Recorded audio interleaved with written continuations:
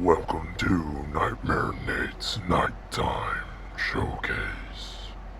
As you can tell from the title of the video, today I'm going to be talking about my top 5 favorite horror movies. And by modern horror movies, I basically mean anything released after the 2000s. Now this video isn't going to be containing any subgenres of modern horror. Take found footage for example. Yes, a found footage movie made in the 2000s would be considered modern horror. I would consider the gimmick or focus of subgenres like that to be so different to the normal horror viewing experience that they should be classified as separate. That's not to say that I view movies like that as lesser than normal modern horror movies. It's just that there's such a core difference in how they're made and told that I find the distinction necessary. So if you don't see your favorite found footage horror movie on the list, just know that that's coming in a later video.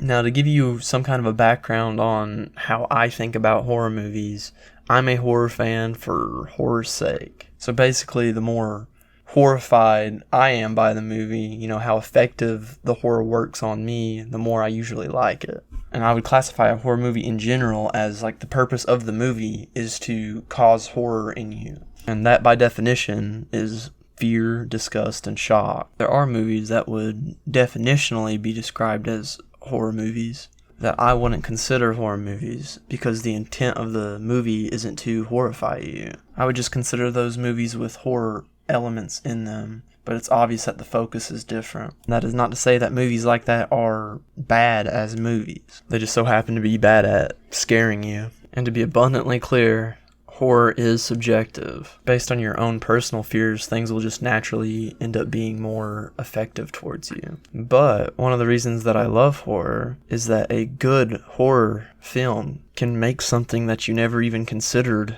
absolutely horrifying. So basically, I'm addicted to shitting my pants. And without further ado, let's begin. And yes, I do prefer the English version, you absolute degenerates. But in all seriousness, I do just prefer the way the English film took Samara as a character. But The Ring is actually really special to me. It's actually the first horror movie that I ever watched, and it had long-lasting effects on me. The Ring is what made me obsessed with horror movies. I remember being roughly 5 or 6 years old when I begged my older sister and her friend to let me stay up late and watch it with them. It made me develop a fear of blank TVs and static that I just never had before, which at the time particularly sucked because I grew up as a poor kid and all I ever had to watch was VHS tapes. So, why is The Ring so scary to me? At its core, I think it comes down to the VHS footage. Initially, the footage on the VHS is cryptic and unsettling. As you're first exposed to the clips, they seem almost nonsensical, but that in and of itself leads to this morbid curiosity about them that gets paid off later. As we're drip-fed more and more tapes throughout the movie, things become a lot more clear. Now the clips of the VHS tape are freaky in a different light. They're no longer just chaotically unsettling. They've now become deliberately disturbing after we understand the context of them. The new breakout hit Barbarian by first-time horror director Zach Cregger is surprisingly incredible. It's not just him. I found we've blossomed into a new era of horror geniuses. When not too long ago I feared that the horror genre was sadly stagnating. Where I think Barbarian excels is its ability to not lose its fear, which for me plays a large role in whether or not I enjoy a horror movie. I find only the best of the best can keep that horror throughout the entire movie, even after the reveal of the monster or the reveal of the plot has happened. And Barbarian nails this. Now, I don't know if everyone else is like this, but I feel like the mystery of what the threat is or what could happen, fucks with my head. And I love it. But in a lot of more mediocre horror films, after that reveal is had, it's usually more disappointing than what you made out in your head. So when a movie like Barbarian is able to keep that mystery and fear and then also land the reveal of the monster and to have the reveal be just as scary as the mystery itself is just immaculate. In Sinister, what I think gets to me the most is the way the film has this theme of corrupting innocence. It's the feeling of the most mundane things or your comfortable places like your home, where you're supposed to feel safe, be tarnished with this ick. Which, I mean, could be said about really any kind of like home invasion movie. But I feel like Sinister uniquely hits that sweet spot. Let's take a movie like Strangers, for example. The people perpetrating the defilement of the family's safety are just some random evil guys. But in Sinister, the monster is using the most innocent among us to deliver its plans. The movie feels evil.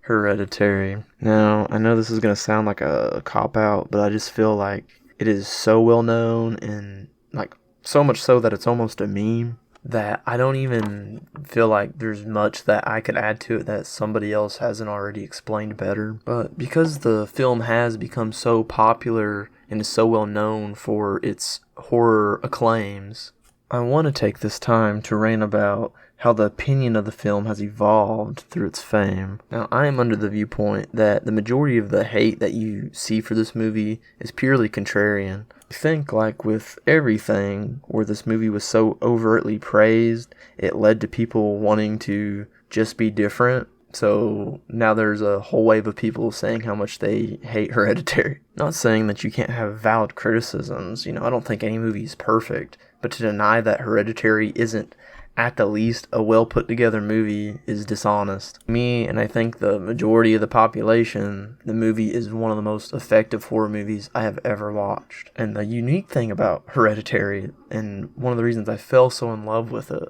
I would almost liken it to like a current day Shining. It has this aspect to it similar to The Shining, to where the story is weaved so well, the lore is so thought out and placed perfectly, that every time you watch it, it adds something new to the horror. And every new revelation that you have just makes everything feel so much more fucked up. Now, do I think Hereditary is this like groundbreaking thing that has just done something that no other horror movie has ever done before? No, I do not. But to me, it almost feels like a perfection of the existing formula. Hereditary is metal. And now, drum roll. Number 1 is... This movie was so scary to me that I refused to watch it a second time, even for this synopsis. Trust me, I am not weak of heart. I have watched some of the most fucked up shit that you can imagine. Even looking at screenshots of this horror movie makes me feel ill. And I'm telling you right now, if you have not watched it, you have to give it a chance. I do believe, there was a little bit of a debate in me whether or not I should put, Hereditary above this, just because of the general appeal of it. But then I came to the conclusion that this is my list, and Possum is definitely more effective towards me. If the certain horror themes in this movie do not resonate with you, then they're just not going to resonate with you. But for people like me, this film was extremely personally horrifying. And because this film is so much lesser known than the other ones, I don't want to spoil this for viewers that are interested. But I would like to say, for a film that really does have a horror theming with such a touchy subject matter, it really does perform it quite tastefully. I cannot stress enough how perfectly this film encapsulates the horror theming that it's going for, and how well it executes it. The film is extremely authentic with the horror that it portrays. So, now that you've made it to the end of the showcase, and you've been so kind to listen to me, thank you. And remember, take it easy.